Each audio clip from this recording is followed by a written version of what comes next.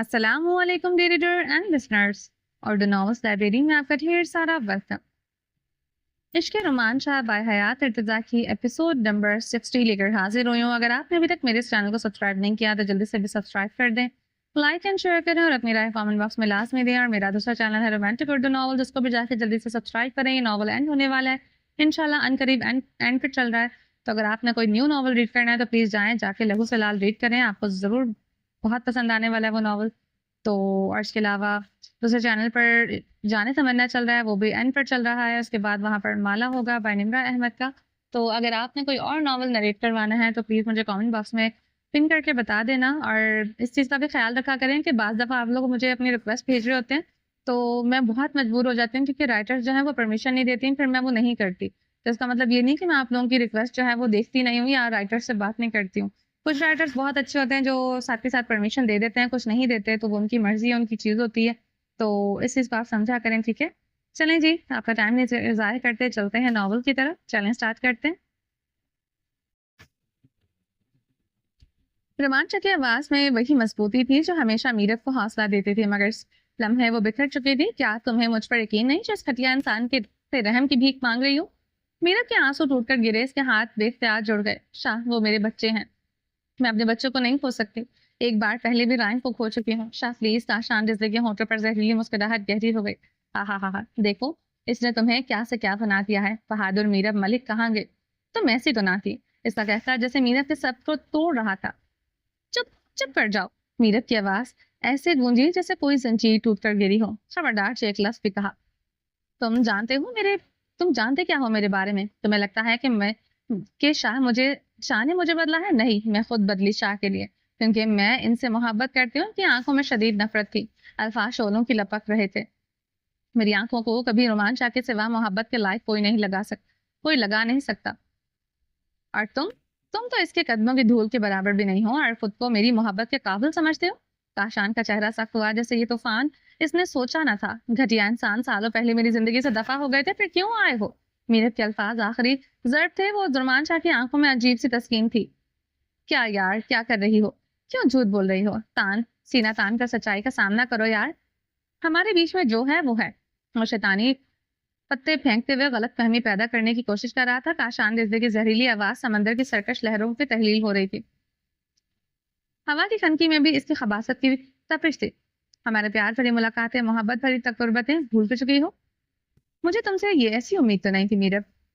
رومانچا کے چہرے پر ایک خطرناک سکون پھیل گیا تھا۔ انگلیوں کی گرفت میں موجود گن جیسے کسی بھی لمحے بھڑک سکتی تھی۔ Shut up! میرب کی تیز آواز ساحل کی گرجتی لہروں کو بھی خاموش کر گئی تھی۔ تمہیں لگتا ہے ایسی گھٹیا باتیں کر کے مجھے شاہ کی نظروں میں گرا دو گے؟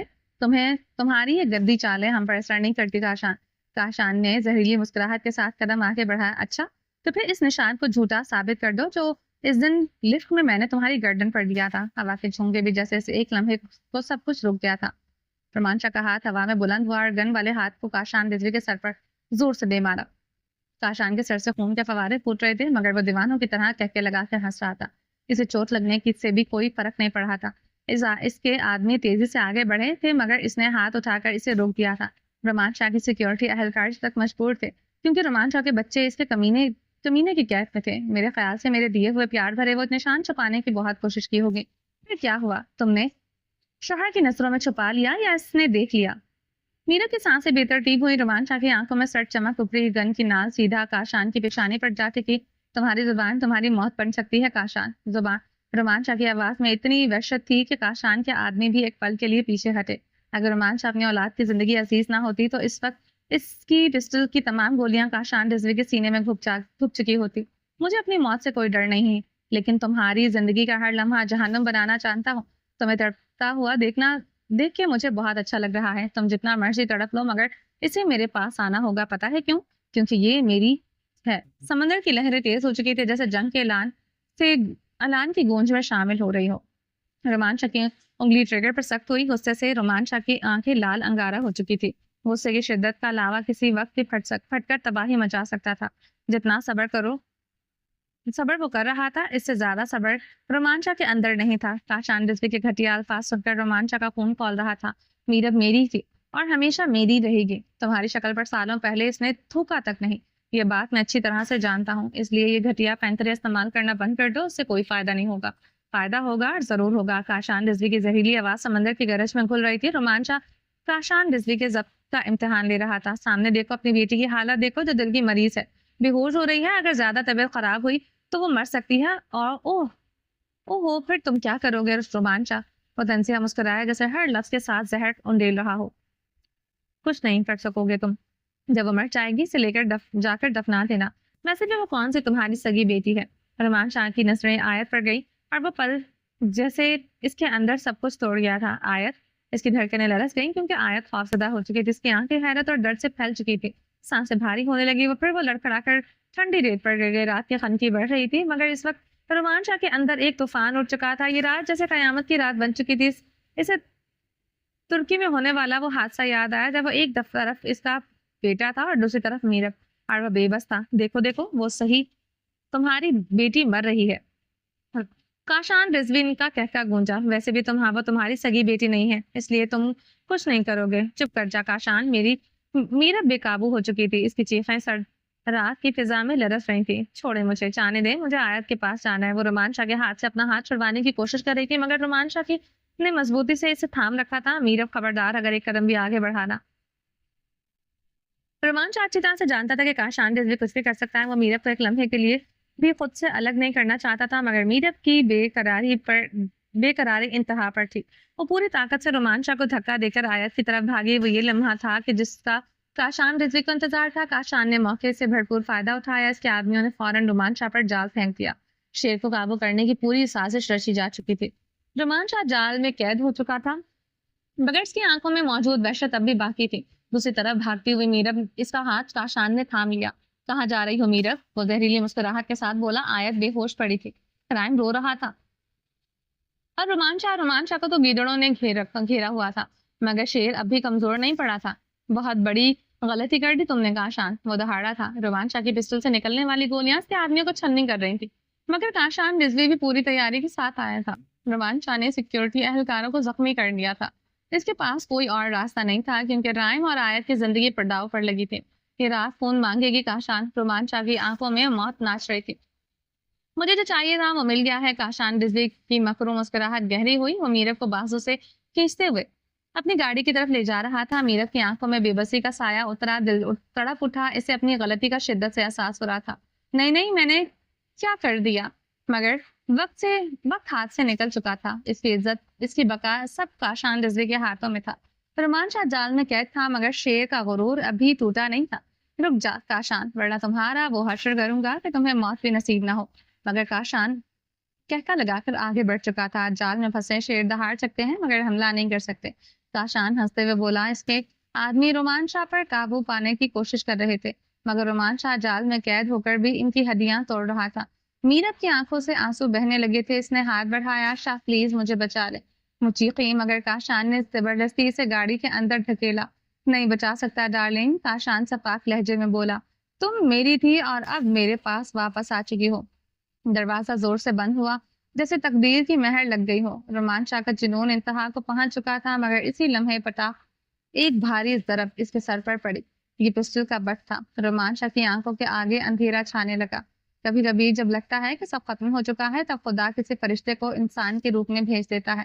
میرب رو رہی تھی، اسے لگ رہا تھا کہ آج سب کچھ ختم ہو گیا ہے مگر اسی وقت کلفٹن کے ساحل پر رات کی سیاہی میں گمبھیر خاموشی کے درمیان ایک زوردار سائرن گونجا۔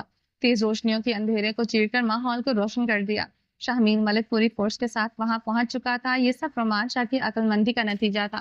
جب رومانچا کو پتا چلا کہ میرب گھر سے تیز رفتاری سے گاڑی لے کر نکلی ہے، پتہ نہیں کیوں مگر اس کو محسوس ہوا کہ میرب خطرے میں ہے۔ اس نے گاڑی میں بیٹھے ہی سب سے پہلے اپنی گاڑی کی لوکیشن شاہمیر کو بھیج دی اور دوسری طرف جب شاہمیر کو ذکیہ بیگم کا فون آیا کہ گھر پر حملہ ہوا تھا، رائم اور رائل کو اغوا کر لیا گیا، وہ فوراً سمجھ گیا تھا کہ یہ سب کچھ کاشان رضوی کے منصوبے کا حصہ تھا۔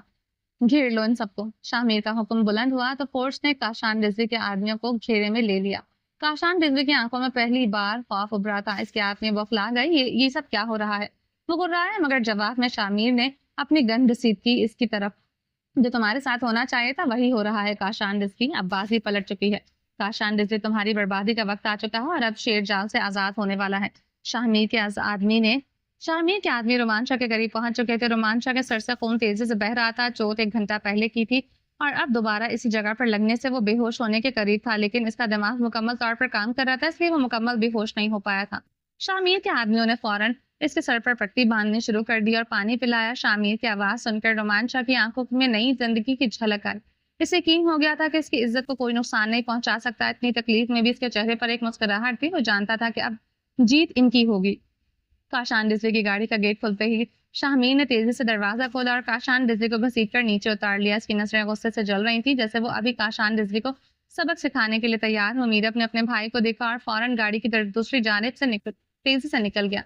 कदमों से दौड़ते हुए अपने बच्चों की तरफ बढ़ने लगी। इसका दिल तेज धड़क रहा था और कदम बेकाबू हो गए। जब वो आयत के करीब पहुंची तो मंजर ने इसका सांस रोक दिया। आयत जमीन पर बेजान पड़ी थी, बेहस जैसे जिंदगी की तमाम तवानाई से निकल चुकी हो। मीरा का दिल एक लम्हे के लिए रुक गया। आंखों में बेखौफ खौफ और दर्द था। इसका दिमाग को समझने की कोशिश कर रहा था, मगर हर तरफ एक गहरा सन्नाटा था। आयत की हालत देखकर मीरत की आवाज रोने में डूब गई थी। वो अपनी बेटी को गोद में उठाते हुए आंखों में आंसू लिए रो रही थी। आयत आयत बेटा, प्लीज आंखें खोलो। वो तड़पते हुए अपनी बेटी की तरफ देख रही थी और रायम इसकी गोद में सर रखकर रोने लगा।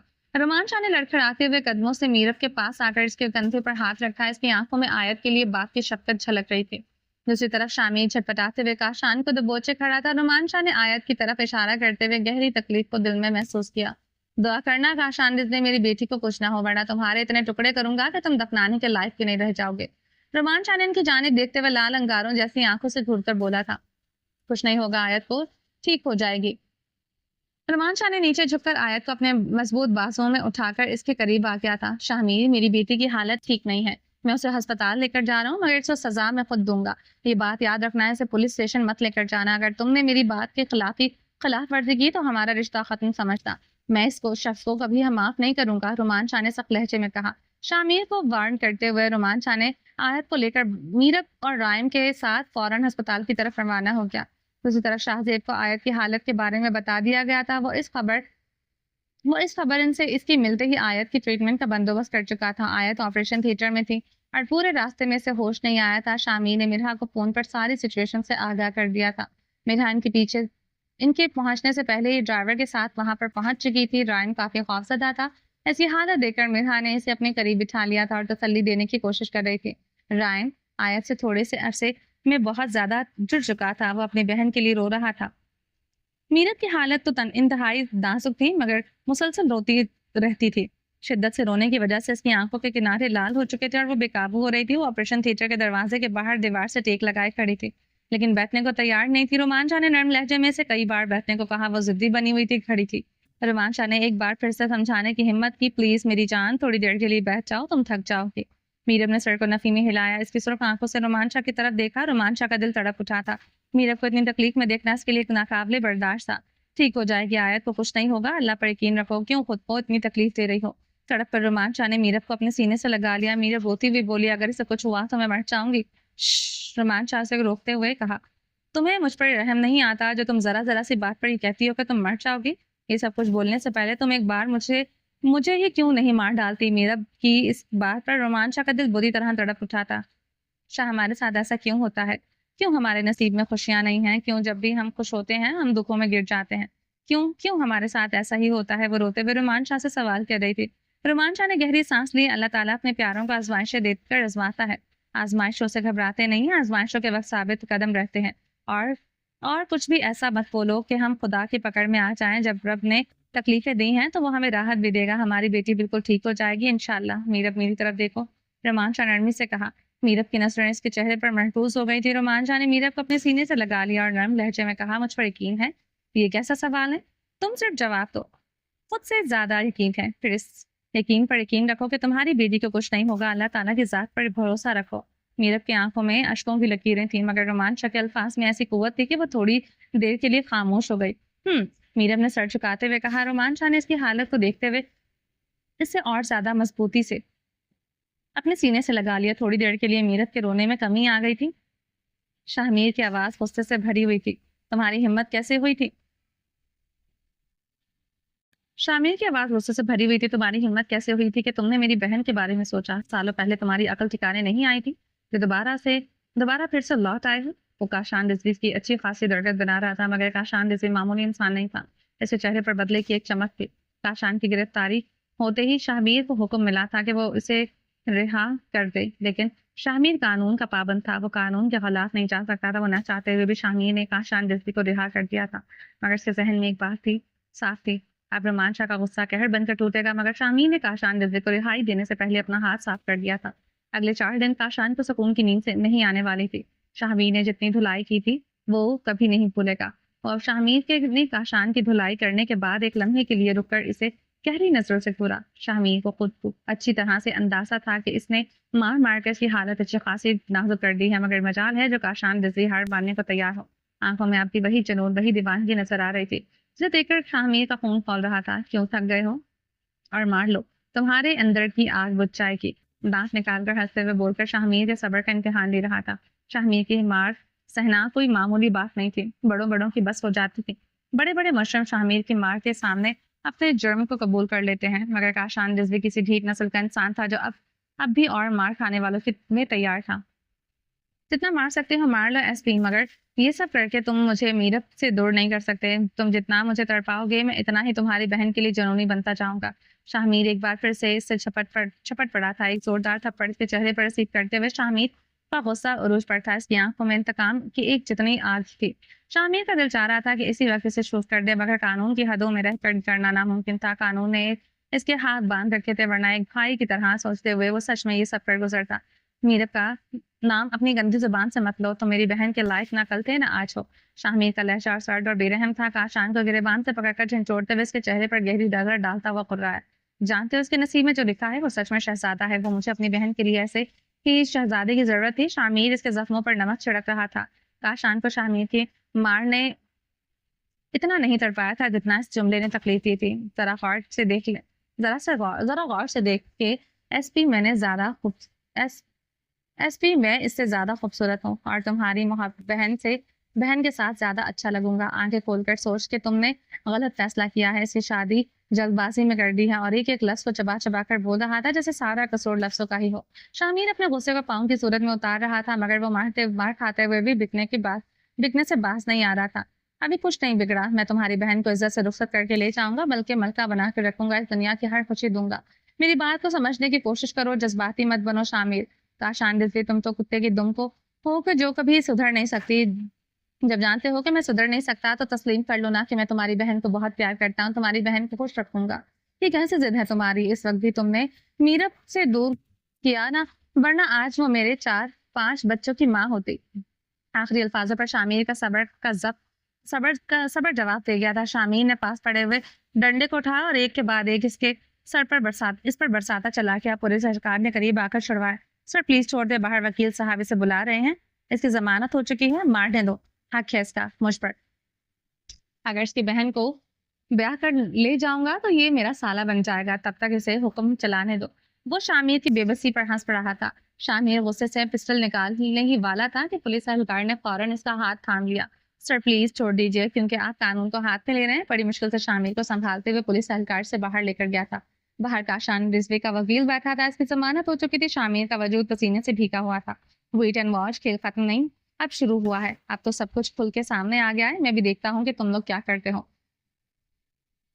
छुपो जितना छुप सकते हो। अपने वकील के साथ जाते जाते इसे ऐसे जुमले बोलकर गया था कि शामिर का खून खौल रहा था, मगर वो कुछ नहीं कर पाया। कभी भी कानून की हदें इंसान को कमजोर भी बना देती हैं। जैसे इस वक्त शामिर मजबूत होकर कमजोर था। वो आहिस्ता से लबों के अंदर सीटी की आवाज निकालते हुए शामिर का मजाक उड़ाते हुए यहाँ से गया था। ये बात शामिर के बर्दाश्त नहीं हो रही थी और वह दूसरी जानिब शामिर को रोमान शाह से सच में डर लग रहा था। वो अपने माथे पर आए हुए पसीने को साफ कर रहा था। सोच रहा था कि जब रोमान शाह को पता चलेगा कि काशान रिजवी जा चुका है तब क्या होगा। आयत बेहोश पड़ी थी। इसके जिस्म पर ही ECG की मशीनों की आवाज के सिवा कुछ नहीं था। इसकी हालत बहुत नाजुक थी। रोमान शाह और मीरत दोनों का दिल धड़क रहा था, मगर वे कुछ भी नहीं कर सकते थे। मीरत का चेहरा आंसुओं से तर था। इसकी आंखों में बेबस और खौफ की लकीरें थी।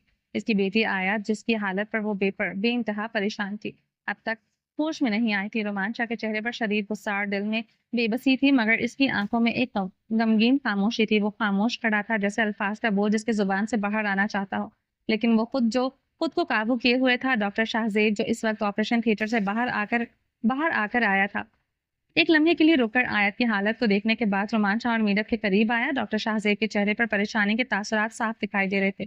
رومان، میں نے ہر ممکن کوشش کی ہے مگر اگلے 24 گھنٹے ہم بہت اہم ہیں. اگر آیت کو ہوش نہیں آیا تو حالات مزید بگڑ سکتے ہیں. ڈاکٹر شاہزیب نے سر جھکا لیا. اس بات کا کیا مطلب ہے شاہزیب خان؟ کیا اس کی زندگی خطرے میں ہے؟ تم یہ کہنا چاہتے ہو؟ رومان شاہ کی آواز میں ایک شدید غصہ اور بے بسی کا اثر تھا. اس کے جسم میں غم اور خوف کی لہر دوڑ رہی تھی. ڈاکٹر شاہزیب نے بے بسی سے رومان شاہ کی جانب دیکھا. اپنے یار کے درد سے غافل نہیں تھا مگر چاہ کر بھی اس وقت کچھ بھی اس کے بس میں نہیں تو نہیں تھا. میں نے کہا نا، اگلی 24 گھنٹے اس کے لیے سب کچھ ہے.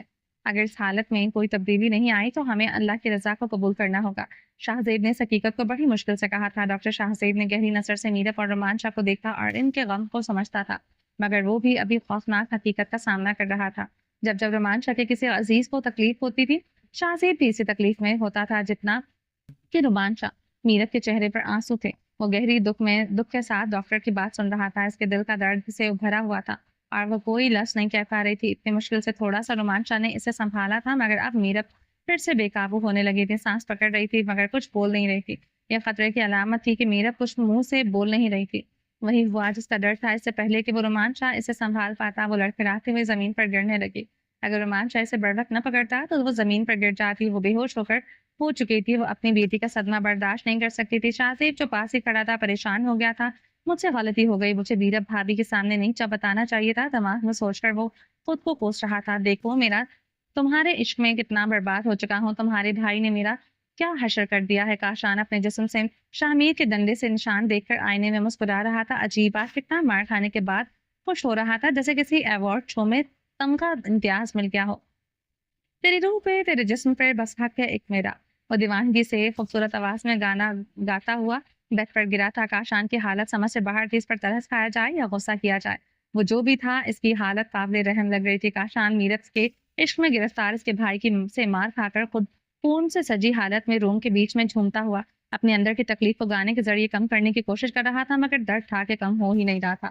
آج میرت اس کے اتنے قریب آ چکی تھی کہ مگر ظالم اسے پھر سے لے گئے. ایسا کاشان کا سوچنا تھا. وہ اپنے جسم پر پڑے داغوں کو نظر انداز کر کے ہونٹوں پر ایک مسکراہٹ لی شراب لبوں کو لگاتے ہوئے گنگناتا ہوا اپنا درد کم کرنے کی کوشش کر رہا تھا.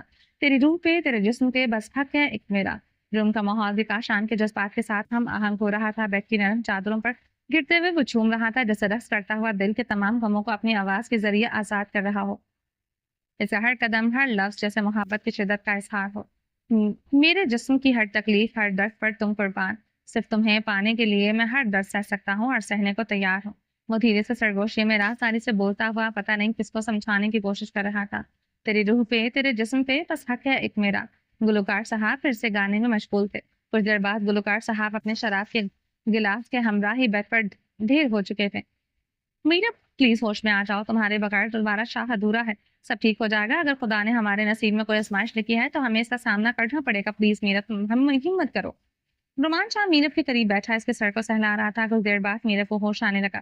آیت، وہ آیت کا نام لیتے ہوئے زور سے چلائے. وہ جھٹکے سے اٹھ کر بیٹھ گئی تھی. آیت ٹھیک ہو جائے گی، رومان شاہ نے فوراً سنبھالتے ہوئے کہا. وہ بڑی مشکل سے میرت کو سمجھا رہا تھا کہ مگر آیت کے بارے میں اگلے 24 گھنٹے تک کچھ نہیں کہا جا سکتا تھا. یہ ڈاکٹر شاہزیب نے اسے واضح طور پر بتا چکا تھا. میرت کو کسی بھی حادثے کے لیے تیار رکھنا کیونکہ حالات کچھ زیادہ اچھے نہیں ہیں. ڈاکٹر شاہزیب کی آواز رومان شاہ کے سماعت میں گونج رہی تھی. رومان شاہ میرت کو سنبھالنے کی کوشش کر رہا تھا مگر اگلے 24 گھنٹے پورے ہونے والے تھے اور اب سب کی نظریں آیت کے ہوش میں آنے پر ٹکی ہوئی تھی. عاصم، شفا، احمد، ماہی، دلاور، خان اور فدا سب اسپتال پہنچ چکے تھے. شامیر بھی اسپتال آ چکا تھا جبکہ ڈاکٹر ہما پہلے ہی ڈاکٹر شاہزیب کے ساتھ آیت کو دیکھنے کے لیے وہاں موجود تھی.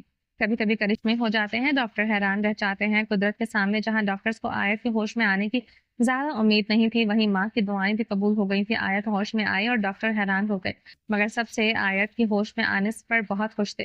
میرا اور رومان شاہ نے بے اختیار خدا کا شکر ادا کرنے کے لیے ہاتھ اٹھا لیے مگر ابھی آیت سے کچھ دیر ملنے کے لیے سب کو منع کیا گیا تھا. میرا اور رومان شاہ نفل ادا کرنے کے لیے جا چکے تھے. رائن بھی وضو کر کے بابا اور ماما کے ساتھ اپنی بہن کی زندگی کے لیے شکرانے کی نفل ادا کر رہا تھا. ایک ہفتے بعد آیت کو ہسپتال سے چھٹی مل گئی. آیت تقریباً پوری طرح سے سنبھل چکی تھی لیکن ڈاکٹرز نے کہا تھا کہ اب اس کا خیال پہلے سے کہیں زیادہ رکھا جائے. شامیر اور بچے صحیح سلامت گھر واپس آ کر پرسکون ہو گئے. رومان شاہ بچے کو گھر چھوڑ کر سیدھا شامیر کے پولیس اسٹیشن پہنچ گیا تھا. جیسے ہی رومان شاہ کو سامنے دیکھا شامیر کی چھٹی حص نے آگاہ کیا کہ رومان شاہ کاشان رضوی کے بارے میں پوچھنے آیا ہے. اور وہی ہوا جس کا ڈر تھا۔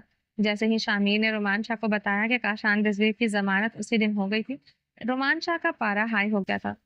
بغیر ہی سوچے سمجھے کہ وہ اس پولیس اسٹیشن میں کھڑا ہے اور ایس پی سے بات کر رہا ہے، وہ گرجتے ہوئے بولا، تمہاری جرات کیسے ہوئی اسے اس طرح چھوڑنے کی؟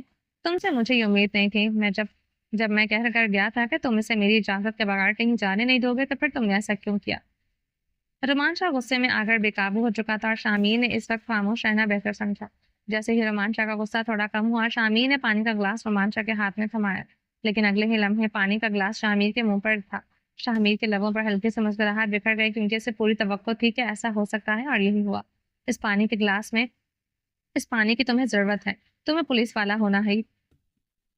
والا ہونا ہی نہیں چاہیے تھا۔ تمہیں کہیں پر چپڑاسی ہونا چاہیے تھا جو صرف ٹیبل صاف کرے اور فائلیں ٹھیک کر کے رکھے۔ تم اس وردی کے لائق نہیں ہو۔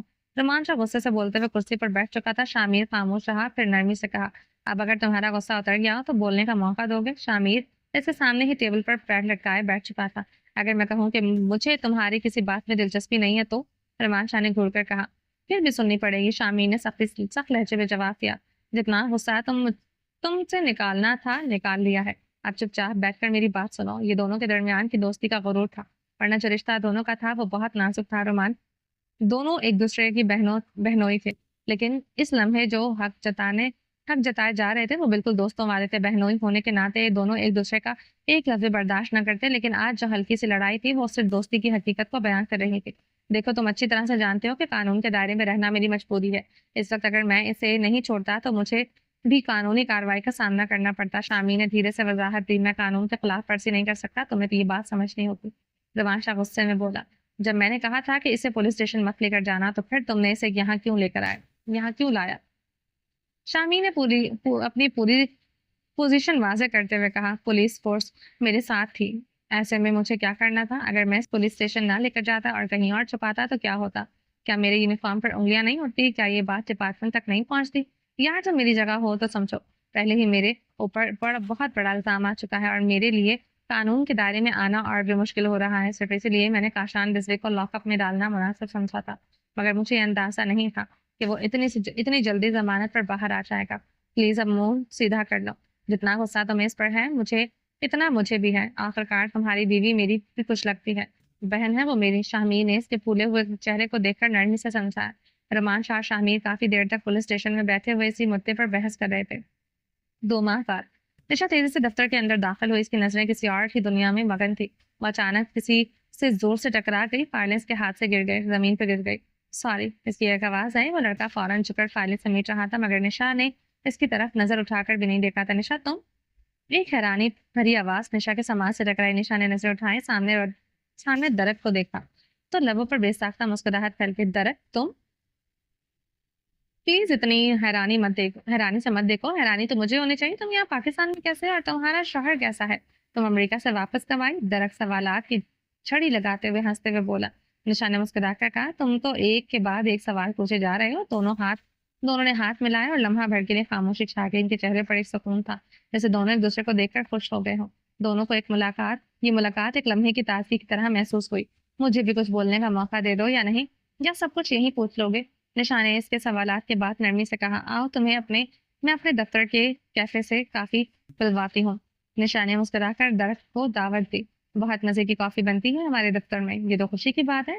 میں نے سنا ہے کہ تمہارے دفتر کی کافی بہت خاص ہوتی ہے، درخت نے ہنستے ہوئے کہا۔ دونوں کی مسکراہٹ میں خاص بات تھی، جیسے وہ ایک دوسرے کے ساتھ پرانی یادوں میں گم ہو گئے ہوں۔ دونوں شاید کوئی بات آگے بڑھانے کے لیے زبردستی گفتگو جاری رکھے ہوئے تھے، لیکن ان کے آنکھوں میں ایک گہرا رشتہ چھپ کر رہ گیا تھا۔ درخت اور نشا بہت اچھے دوست تھے، لیکن ایک دوسرے کے بیسٹ فرینڈ تھے۔ دونوں نے یونیورسٹی میں ایک ساتھ ہی پاس آؤٹ کیا تھا، کبھی دونوں ایک دوسرے کے بغیر نہیں رہتے تھے، مگر جب نشا کا کاشان رضوی سے محبت ہوئی اور اس کا رشتہ کاشان سے ہو گیا، اس کے بعد دونوں کے درمیان دوری آ گئی تھی۔ درخت نشا کو پسند کرتا تھا اور اس نے نشا کو پرپوز کیا تھا، لیکن نشا نے یہ کہہ کر انکار کر دیا تھا کہ وہ ایک اچھا دوست ہونا نہیں چاہتی۔ وقت کے گزرنے کے ساتھ 3 سال گزر گئے اور درخت اور نشا کا راستہ تقریباً ختم ہو چکا تھا۔ 3 سال بعد آج ایک بار پھر سے دونوں نے ایک دوسرے کے سامنے تھے۔ کیفے کا پرسکون ماحول، روشنی کی ہلکی سنہری چمک اور ٹیبل پر رکھے کافی کمک سے اٹھتی بھاپ۔ درخت خاموشی سے نشا کو دیکھ رہا تھا، جیسے ماضی کے برق پلٹ رہے ہوں۔ نشا نے ہلکی سے سانس بھری اور کافی کا مگ درخت کے سامنے کر ڈکتے ہوئے دھیمے لہجے میں بولی، اور سنا درخت، کیسے ہو؟ درخت نے ایک لمحے کو اس کے چہرے کو پڑھنے کی کوشش کی، پھر مسکراتے ہوئے کہا، بولا، میں تو ٹھیک ہوں، تم سناؤ، تم کیسی ہو؟ نشان نے نظریں چرائی، زبردستی لبوں پر مسکراہٹ سجائی، مختصر سا جواب دیا، ہاں میں بالکل ٹھیک ہوں الحمدللہ۔ لیکن حقیقت اس کے بھیگتے پلکوں میں کہیں چھپی ہوئی تھی۔ اتنے سالوں بعد اپنے بیسٹ فرینڈ کو یوں اچانک سامنے پا کر وہ اپنے دل کے درد کو زیادہ دیر تک چھپا نہ سکی، آنکھیں بے اختیار چھلک گئیں۔ درخت کی پیشانی پر الجھن کی لکیریں ابھری، وہ نرمی سے بولا، نشان کیا میں اتنا غیر ہو گیا ہوں کہ تم مجھے اجنبیوں کی طرح ٹریٹ کرو گی؟ کیا ہوا ہے، پریشان کیوں ہو؟ مجھے بتاؤ، جانتا ہوں میں شاید تمہارے لیے زیادہ معنی نہیں رکھتا، مگر ہم اچھے دوست بھی تو ہیں نا۔ نشان نے یکدم نظریں اٹھائی، آنکھوں میں خفگی سے تپش لیے درخت کو دیکھ گھورا اور دلکی سے ہنسی۔ اچھے دوست؟ وہ آگے جھکی جیسے اس کا ضبط لمحوں میں بکھرنے والا ہو، اور غصے میں بولی، اس لیے تم نے میرا نمبر بلاک کر دیا تھا، مجھ سے سارے راستے ختم کر دیے تھے؟ اچھے دوست ایسے ہوتے ہیں؟ تم نے کبھی پلٹ کر مجھ سے پوچھا تک نہیں کہ میں زندہ ہوں یا مر گئی؟ دوست ایسے بالکل نہیں ہوتے درخت، I hate you, I hate you. اس کی آواز آنسوں میں بھیگ گئی، وہ دونوں ہاتھوں سے چہرہ چھپا کر رونے لگی۔ درخت بس خاموشی سے اسے دیکھتا رہا، جیسے الفاظ ہار مان چکے ہوں، جیسے وقت رک گیا ہو۔ کیفے کی پرسکون فضا میں جذبات کی گونج سنائی دے رہی تھی۔ درخت کی نظریں نشا پر جمی تھی، جبکہ وہ آنسوں کے ساتھ اپنا دل ہلکا کر رہی تھی۔ چند لمحے خاموشی میں گزر گئے، پھر درخت نے تہذی سانس لے کر لب کھولے، نشا خیر؟ شکوہ تو میں بھی کر سکتا ہوں پلٹ کر، تم نے بھی تو کبھی نہیں پوچھا کہ درخت زندہ ہے بھی یا مر گیا ہے؟ تم بھی تو اپنی زندگی میں مگن ہو گئی تھی، کیا تمہیں ایک لمحے کے لیے بھی میرا خیال نہیں آیا؟ نشا نے تڑپ کر سر اٹھایا، آنکھوں میں ایک نئی چنگاری جل اٹھی۔ وہ بے یقینی سے ہنسی، درخت تم کب سے مجھ سے مقابلہ لگانے لگے؟ میں تو ہمیشہ جان بوجھ کر کمپٹیشن ہار جاتے تھے تاکہ میں خوش ہو جاؤں۔ اگر میں نے رابطے توڑ لیے تھے تو تم مجھ سے رابطہ نہیں کر سکتے تھے؟ ایک بار تو پوچھتے کہ میں ٹھیک ہوں یا نہیں؟ کیا میرا کوئی حق نہیں تھا کہ تم میری خیریت دریافت کر دے؟ درخت نے نظریں چرا لی، جیسے ماضی کی تلخ یادیں آنکھوں میں چپ رہی ہوں۔ پھر وہ ہلکی مسکراہٹ کے ساتھ دکھ میں لپٹے لہجے میں بولا، مجھے لگا تم ٹھیک ہوگی، اپنی زندگی میں خوش ہوگی، جسے تم نے چاہا اس سے شادی کر لی۔ خسارے میں تو میں رہا، نہ محبت ملی نہ دوستی بچی، میں کس منہ سے تم سے رابطہ کرتا؟ ہمت ہی نہیں تھی، دل کے ٹکڑوں کو سمیٹتے سمیٹتے اتنے سال گزر گئے، اب تو میں نے امید ہی ختم کر دی تھی کہ کبھی زندگی میں ہم آمنے سامنے ہوں گے۔ درخت نے ایک پل کے رک کر گہری سانس لی، پھر شکوہ بھری نگاہوں سے اسے دیکھتے ہوئے بولا، کہاں ہے تمہارا نامراد شوہر جسے مجھ سے تمہیں چھین لیا تھا؟ یا یوں کہوں کہ تم خود مجھے چھوڑ کر اس کے پاس چلی گئی تھی؟ اس کے ہونٹوں کا کنارہ لرزا، آنکھوں میں درد اترا اور نشا ہونٹ دانتوں تلے دبا لیا، جیسے کوئی زخم پھر سے دوہرا ہو گیا ہو۔ کیفے کے ہلکے مدھم ماحول میں اچانک جیسے سب کچھ تھم گیا۔ درخت خان کی آنکھوں کے سامنے ایک پل کے لیے اندھیرا سا چھا گیا۔ نشا کے لبوں سے نکلے لفظ نے اسے جکڑ لیا تھا، جیسے کسی نے اس کے سینے پر بم رکھ کر بلاسٹ کر دیا ہو۔ چھوڑ دیا اس نے مجھے، طلاق دے دی ہے؟ درخت کو ایک لمحے کے لیے ایسا لگا کہ جیسے اس کے کانوں نے کچھ غلط سن لیا ہو، یا پھر حقیقت اتنے سنگین تھی کہ دماغ قبول ہی نہیں کر پا رہا تھا۔ وہ حیرت سے اسے دیکھتا رہ گیا، پھر بے اختیار بلند آواز میں چیخا، واٹ؟ نشا کے ہونٹ پر ایک ہلکی سی زہریلی ہنسی ابھری، آنکھوں میں کرد تھا جو الفاظ میں اتر آیا تھا، ہاں تم بالکل صحیح سن رہے ہو، مجھے میرے کیے کی سزا مل گئی ہے۔ میں نے تمہارا دل توڑا، تمہیں نہیں اپنایا، تو مجھے بھی کسی نے اپنانا ضروری نہیں سمجھا۔ وہ مجھے صرف اپنے پیروں کی جوتی سمجھتا رہا، مگر دل میں ہمیشہ کسی اور کی محبت بسائے رکھی۔ میں تڑپتی رہی، مگر اس کی محبت کی ایک بوند بھی میرے نصیب میں نہ آئی۔ نشا کی آواز بوچھل ہو چکی تھی، مگر وہ بولتی رہی جیسے برسوں کا زہر نکال رہی ہو، بغیر کسی غلطی کے، بغیر کسی گناہ کے، خطا وار بنا کر مجھے گھر سے بے گھر کر دیا۔ کیا اب میں تمہیں مجھ پر کوئی شکوہ نہیں ہونا چاہیے؟ درخت، مجھے میرے کیے کی سزا مل گئی ہے۔ درخت خاموش بیٹھا بس اسے دیکھ رہا تھا۔ نشا کی باتیں سیدھا اس کے کلیجے کو چیر رہی تھی۔ اس کی انگلیاں مٹھی میں سختی سے بھیگ چکی تھی، جیسے وہ کسی نظر نہ آنے والے درد کو محسوس کر رہا ہو۔ آنکھوں میں حیرت، دکھ اور ایک نہ سمجھ آنے والی تڑپ تھی، کچھ ایسا جو اسے بھی ابھی بھی توڑ رہا تھا۔ کیفے کی فضا میں جذبات کی شدت بھول چکی تھی۔ درخت خان کی آنکھوں میں تڑپ تھی، جبکہ نشا کی آنکھوں میں بکھرا ہوا درد، اور وہ اسے دیکھ رہا تھا جیسے پہلی بار اس کے اندر چھپی تکلیف کو محسوس کر رہا ہو۔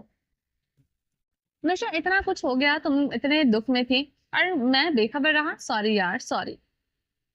درخت نے تڑپ کر اس کا ہاتھ تھاما، مگر نشا نے نرمی سے اپنا ہاتھ کھینچ لیا اور پیچھے کر لیا۔ وہ سنجیدگی سے بولی، مجھے کچھ نہیں چاہیے، بس تم سے اپنا اچھا دوست واپس لینا چاہتی ہوں۔ اس سے زیادہ کی توقع نہ تم سے ہے، نہ تم مجھ سے رکھو۔ مجھے کسی کا رحم نہیں چاہیے۔ درخت نے خفگی سے ماتھے پر تیوری چڑھائی، تمہارا دماغ خراب ہو گیا ہے؟ فضول کی باتیں مت کرو، کافی پیو اور جو ہو گیا ہے اس پر مٹی ڈالو۔ اب تمہیں اپنی منمانی نہیں کرنے دوں گا، سمجھی؟ وہ برے حال سے بولا اور زبردستی سے اس کا ہاتھ تھام چکا تھا۔ نشا نے چٹپٹا کر ہاتھ چھڑانے کی کوشش کی، مگر درخت کی گرفت مضبوط تھی۔ نشا سختی سے بولے، چھوڑ دو میرا ہاتھ، اگر تمہاری بیوی کو پتا چلا تو اسے بالکل اچھا نہیں لگے گا۔ وہ روتی آنکھوں سے درخت کو دیکھ رہی تھی۔ درخت کی لبوں پر ہلکی سی مسکراہٹ آ گئی، تمہاری اطلاع کے لیے عرض ہے، میں نے شادی نہیں کی۔ نشا حیرت سے اسے دیکھنے لگی، کیوں؟ درخت نے گہری سانس لے کر جواب دیا کیونکہ مجھے اور میرے دل کو کوئی اچھی نہیں لگی. دل میں جو اسکیچ تھا اس پر کبھی کوئی فٹ نہیں بیٹھی تو اس لیے میں نے شادی نہیں کی. وہ سنجیدہ ہوا اور مضبوط لہجے میں بولا اور میں بات کو گھمانا پھرانا نہیں چاہتا نہ ہی ٹپکل لوگوں کی طرح انتظار کرنا ہے. میں ابھی اور اسی وقت کہہ رہا ہوں کہ میں تم سے شادی کرنا چاہتا ہوں. انکار مت کرنا نشا, بہت تڑپایا ہے تم نے مجھے. راتوں کی نیند حرام ہو گئی ہے جب سے تم چھوڑ کر گئی ہو. ہماری ٹام اینڈ جیری والی لائف لڑائی کو بہت مس کرتا ہوں. زندگی کتنی ہے یہ نہیں معلوم مگر تمہارے ساتھ جتنی بھی ہوگی حسین ہوگی. تھام لو میرا ہاتھ پلیز. نشا کے ہاتھ کانپنے لگے. اس کی آنکھوں میں آنسو جھلملا رہے تھے مگر وہ سختی سے بولے میرا ہاتھ چھوڑ دو درے. میں اس وقت عدت میں ہوں. میری طلاق کو ابھی 4 ماہ بھی پورے نہیں ہوئے. درخت نے لمحہ بھر کو اسے دیکھا پھر سنجیدگی سے سر ہلا. اوکے میں مسلم قوانین کا احترام کرتا ہوں. لہجے لیجیے.